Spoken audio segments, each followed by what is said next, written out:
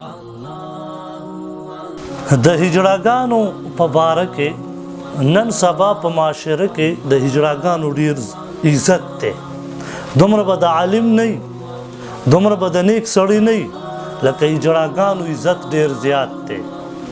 یاد ساتئ کم خلک چې ځان هجړا جوړ کړي، مشابهت د ښځو اختیار کړي، د ده په باره کې نبي علیه السلام څه فرمایي، صحابه کرام څه فرمایي. دا مصنف عبدالرزاق دی.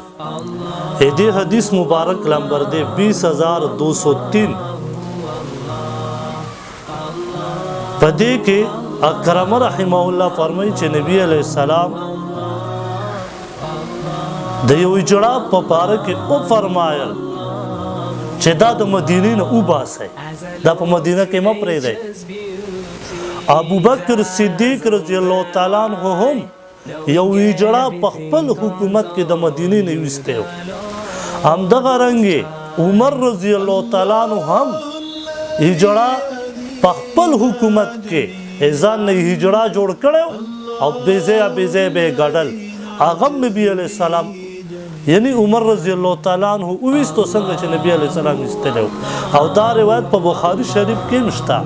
په بخاري شریف کې 5886 نمبر روایت دی چې نبی علیه السلام فرمایي چې تاسو هجړا وباسئ د خپل وطن نه. د دې د وجې نه چې دا مشابهت د ښځو اختیار دی. الله پاک دې مسلمان ته بچ کړي.